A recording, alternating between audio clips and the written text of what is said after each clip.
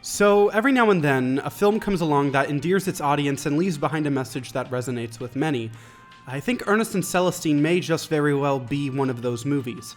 This is a film based on a children's book series by Gabrielle Vincent. It tells the story of the unlikely friendship between a mouse and a bear. The film goes like this. A little mouse girl who lives in an orphanage must collect teeth for the dentist. She's working as an intern of sorts. Teeth are the backbone of the rodent society. They live in the sewers and use the discarded teeth of the bears who live on the surface as their own teeth after the fact. Ah, nos incisives. Nos incisives, tout juste. Elles sont le fondement de toute notre société. Grâce à elles, nous avons pu ériger les plus grandes cités, ronger les rochers les plus imposants, bâtir les machines les plus compliquées. That doesn't seem very sanitary to me, but whatever. Mice gonna mice, I guess. So anyways, one evening Celestine goes up to the surface to find some teeth and to draw pictures of the bears. Unlike the rest of the mice and rats, she doesn't believe that bears are dangerous and instead wishes to befriend them. She wants to believe that bears and mice can live in harmony. However, she accidentally drops her pencil and gets chased out of the house by the bears who inhabit it. Hé, là-dedans, ils m'en foutent.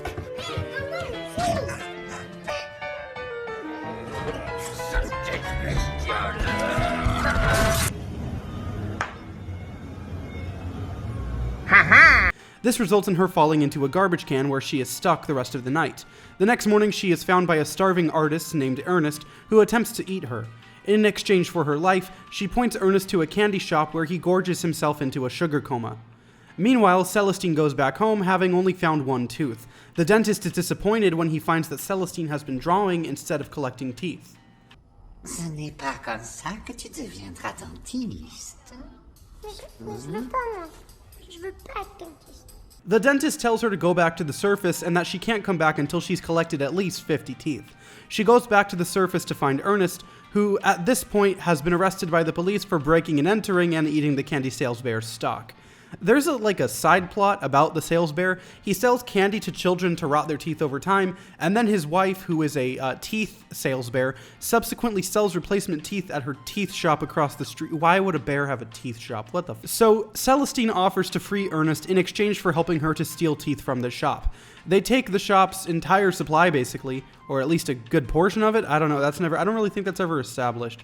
It might be. I could be wrong. Anyways, Celestine is greeted with praise by the dentist mice when she brings back this giant sack of teeth. However, after helping Celestine, Ernest fell asleep in the mice orphanage for some reason.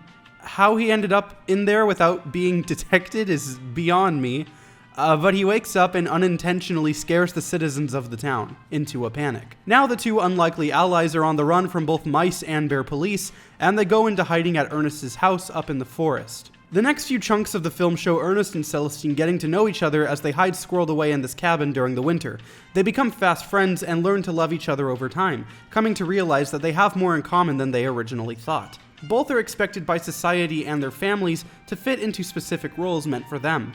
Celestine wants to be a painter, not a dentist, and Ernest wants to create music, not be a judge like his father and grandfather before him. Both of these characters are artists struggling to make ends meet as they are met with scorn from prominent people in their lives. They find solace in each other, in their similar situations, and in their eventual love for each other. This film is sort of like a platonic Romeo and Juliet. In the Bible, there are 4 types of love that are mentioned. I promise this isn't a bait and switch about the Bible, just bear with me, I'm not going to proselytize. This is relevant. So, There's 4 types of love. I'm reading from Wikipedia here, and this is gonna make sense, trust me. So, agape is the unconditional love that comes from God. No matter how much you screw up or what you do, this is when a person or when God still chooses to love you no matter what. Eros is romantic love. This is where the word erotic stems from etymology-wise. It's the love between 2 significant others, such as a boyfriend and girlfriend or husband and wife. However, there are 2 other types of love that are portrayed in Ernest and Celestine. Storge, or is it Storge? Storge? How do you pronounce this? In Greek, it is normally pronounced something along the lines of Storge. Okay. It's the empathetic bond between people. This is when they develop or find love and empathize with each other over similar circumstances. It's liking someone through the fondness of familiarity, or people who relate in familiar ways that have otherwise found themselves bonded by chance. Ernest and Celestine have certainly been thrown together by happenstance in this film. By all accounts, their friendship is unlikely. yet they bond and empathize with each other over what are strikingly similar circumstances and grow fondness for each other through this, eventually becoming each other's chosen family. This leads to philia, or, according to Wikipedia, the love between two friends as close as siblings in strength or duration.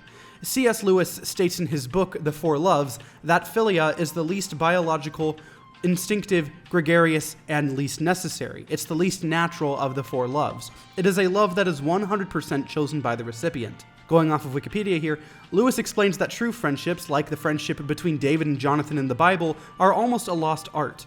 He expresses a strong distaste for the way modern society ignores friendship. Ultimately, it is this Storge and subsequent philia that not only bring Ernest and Celestine together, but also bring their societies together, ending this unnecessary feud and restoring balance. The voice actors in the English dub of this film do an excellent job in their roles. Forrest Whitaker plays Ernest and has a very gruff type of voice. It helps to show that this character has a rough exterior, which eventually melts away like the character it belongs to once Ernest lets Celestine into his life and lowers his barriers. Pauline Brunner plays Celestine, and she brings vibrance and liveliness to the role, expertly portraying a child with wisdom and wit. There's a sequel to Ernest and Celestine that finally is getting an English dub. It's coming out on digital and Blu-ray next month, but for some reason they recast Ernest and Celestine. I mean, I get that they probably can't afford to bring back a big-name celebrity like Forrest Whitaker, so okay, I guess that makes sense. And from what little I've heard of these two actors, they still sound very similar to their counterparts from the first film, so this could work.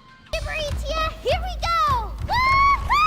Celestine, come back! The art style of this film is absolutely beautiful. It's reminiscent of watercolor paintings seen in children's books, kind of like the Winnie the Pooh movies. The good ones, not the horror one. We don't talk about that one. But this movie has very bright colors, stunning yet simplistic character designs, and lovely architecture. The rodent police interest me in the way they move in this film. They move as one unit in an almost fluid manner, as if they're an ocean wave, in contrast to the bear police, who each move on their own. The mice are portrayed as more of a hive mind in this way. The scenes in the cabin evoke a pleasant warmth, like sitting and reading a book under a big fluffy blanket during a freezing winter's day. There's a scene in which Ernest plays the fiddle while Celestine paints, and her artwork comes to life, moving and animating in synchronization with Ernest's music, until the two complement each other, intertwining and telling a delightful little story to its audience. It's very vague and very simple, but it works flawlessly. This whole film works flawlessly. I'm looking forward to seeing where they go with the sequel. There's an animated series as well. I watched it. It's alright. It seems to take place in a different timeline than the film, where Ernest and Celestine live in an apartment in the village rather than a cabin on the outskirts of town.